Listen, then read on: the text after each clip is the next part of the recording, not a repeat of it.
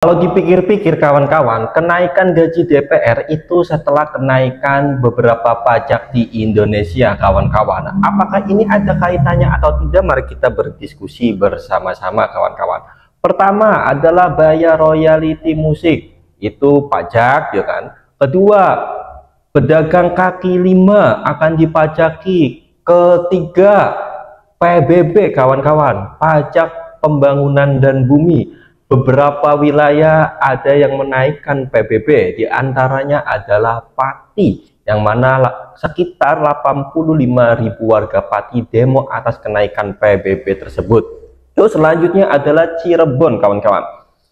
Cirebon juga pernah akan menaikkan PBB, kemudian diatasi oleh Kang Deddy Mulyadi, kalau nggak salah itu PBB-nya diturunkan, nggak tahu apalah, saya lupa lah kawan-kawan. Mungkin Kang Deddy Mulyadi itu tahu bahwa PBB itu untuk kenaikan gaji DPR, mungkin tahu atau tidak ya nggak tahu kawan-kawan, itu mah yang tahu cuman Kang Deddy Mulyadi, dan Kang Deddy Mulyadi pun tidak memberitakan di sosial media kawan-kawan. Ini hanya opini saya ya, sekali lagi ini hanya opini dari saya, karena setelah dipikir-pikir emang kenaikan gaji DPR itu setelah kenaikan beberapa pajak di Indonesia kawan-kawan. Betul atau tidak opini saya? Mari kita berdiskusi bersama-sama di video ini kawan-kawan ya. Ya siapa tahu betul, siapa tahu salah, ya nggak ada yang tahu setelah selesai diskusi dan setelah selesainya fakta membuktikan itu kawan-kawan. Oke, sebelum itu mari kita tampilkan tentang kenaikan pajak dan beberapa tanggapan netizen kawan-kawan. Dan ada lagi tanggapan Rocky Gerung juga. Oke, saksikan.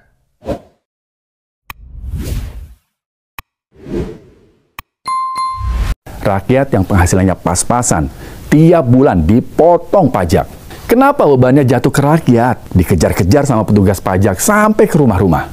Pada dasarnya mereka yang mampu harus menggunakan kemampuannya, karena di dalam setiap rezeki dan harta yang kamu dapatkan ada hak orang lain. Caranya hak orang lain itu diberikan, ada yang melalui zakat, ada yang melalui wakaf, ada yang melalui pajak. Gaji dipotong pajak, makan kena pajak, belanja pun kena pajak.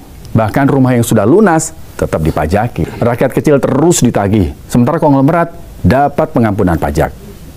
Dan akhirnya kita sadar, di dalam hartamu yang sedikit itu ada hak para pejabat.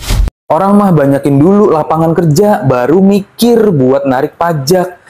Daya beli menurun, ya wajar karena nggak ada duit. Coba lu baca berita tanggal 13 Mei 2025, itu udah ada 70.000 orang yang kena PHK. Kata temen gue yang kena PHK, di beberapa stasiun TV aja udah ribuan orang, dimulai dari bulan Desember 2024 kemarin. Itu belum digabungin sama buruh-buruh dari perusahaan besar lainnya. Sekarang, semuanya lagi pada berusaha buat survive dari masa-masa sulit kayak gini, dengan salah satu caranya, ya jualan online. Lama-lama mau diembat juga itu duit hasil jualan online-nya. Yang pada jualan online aja itu udah kena potongan 2-10% per barang yang kejual. Sekarang mau dipotong lagi buat pajak, bang itu namanya. Jangan mulu mikirin buat pajak terus. Cari solusi lain. Segitu banyak orang pinter di Kementerian Keuangan, nggak ada yang bisa beresin masalah keuangan negara selain malakin duit rakyat dengan kedok pajak. Itu tambang coba dimaksimalin. Gimana caranya supaya bisa jadi sumber penghasilan negara yang besar? Kreatif lah, jangan nyusahin rakyat mulu. Rakyat tidak tahu diuntung, beras baru naik sedikit sudah marah-marah. Coba lihat di Jepang, beras harganya sampai 100.000. Kata Menteri Pertanian, wah gini ya, coba dululah belajar hitung-hitungan. Berapa income di Jepang? Berapa pendapatan warga Jepang? Bandingkan dengan pendapatan warga Indonesia. Kalau mau menghitung harga beras, di sini sekitar 15.000, di Jepang 100.000. Penghasilan di Indonesia rata-rata yang tidak UMR itu kebanyakan 2 juta, 2.200.000. Untuk beli beras 15.000 per kilo, berarti berapa persen? Bandingkan dengan pendapatan Jepang, hanya berapa persen harga beras di sana? Coba, gimana pendapat kalian tentang menteri-menteri? Itu apaan dah tunjangan rumah 50 juta sebulan. Terus dia bilang katanya kalau misalnya cari kos-kosan kontrak di sini 3 juta sebulan dikalikan 26. Hah? Kenapa kali 26 lagi ya? Kan 3 juta sebulan. 3 juta udah sebulan 30 hari, Neng. Kenapa dikali 26 lagi? Bertahun-tahun dibayarin. Kan dibayarin setiap bulan. Kenapa dikali 26 lagi ya? Aneh banget, dia bilang katanya jadi 78 juta. Masih kurang, masih nombok tuh 50 juta. Lah lu astagfirullahaladzim.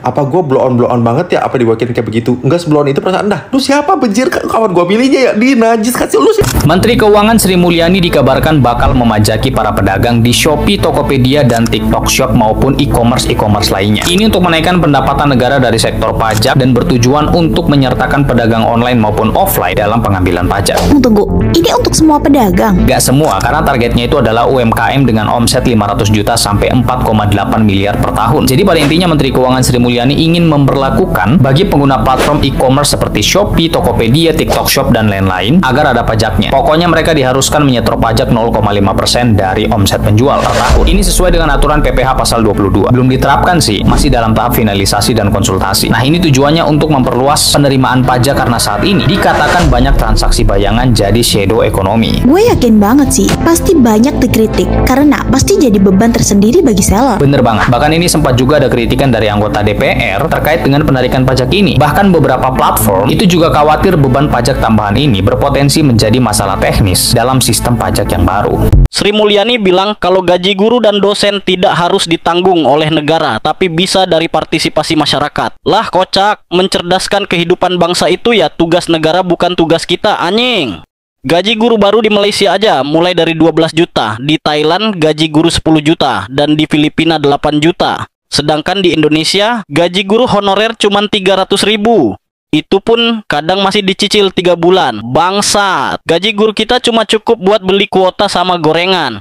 Sementara guru di negara tetangga udah bisa nyicil rumah, beli mobil, dan juga tetap dihormati. Lagian nih ya, kita juga udah rajin bayar pajak. Terus pertanyaannya, kemana larinya uang pajak kita selama ini? Cuki Mai, apa jangan-jangan uang pajak kita hanya untuk tunjangan pejabat seperti mobil dinas, rumah mewah, dan pensiunan?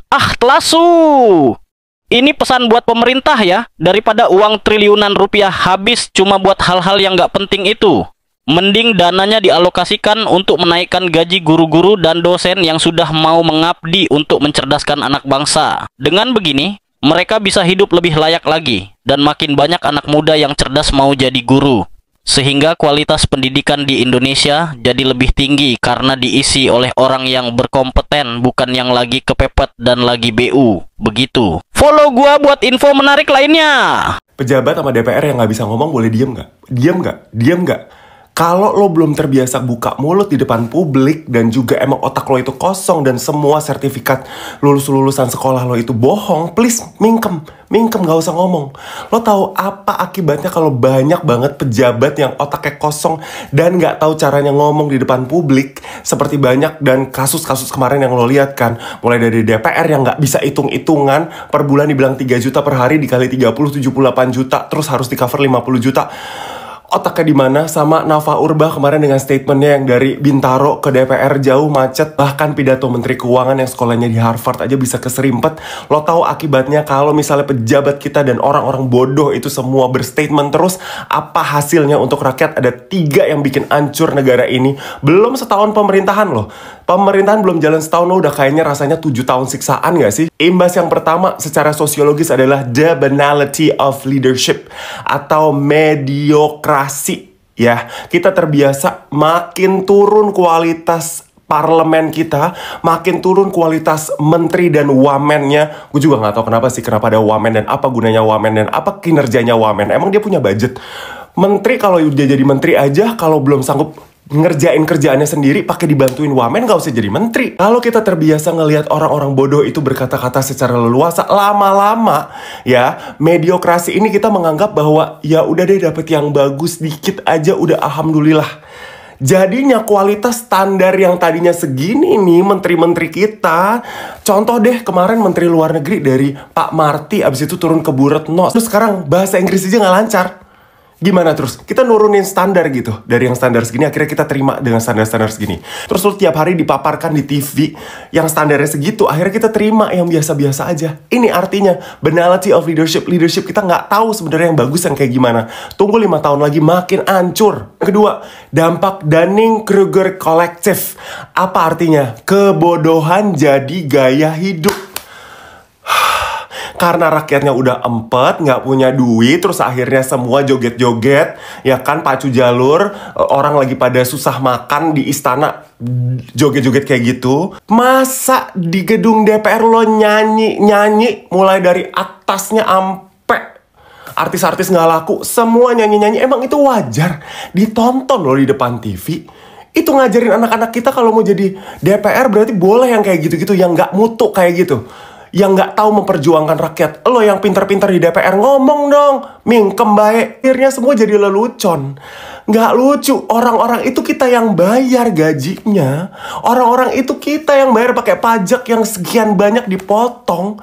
Kalau lo makin banyak pemasukan lo ya, makin banyak lo makin kerasa seberapa banyak pajak yang lo setor untuk orang-orang nggak berkompeten. Akhirnya lihat di sosial media kita yang aneh-aneh, yang makin gak mutu, makin digemari, logika ama make sense itu makin susah. Gue udah makin gak ngerti lagi yang mana logikanya gak masuk. Itu tuh kita gak bisa masukin lagi. Banyak banget yang logika gak masuk tuh jadi lelucon aja gitu. Dan itu gak bener. Dan lo gak ada data mengambil keputusan. Gak ada data, gak ada blueprint. 3, akhirnya jadi apati sama demokrasi.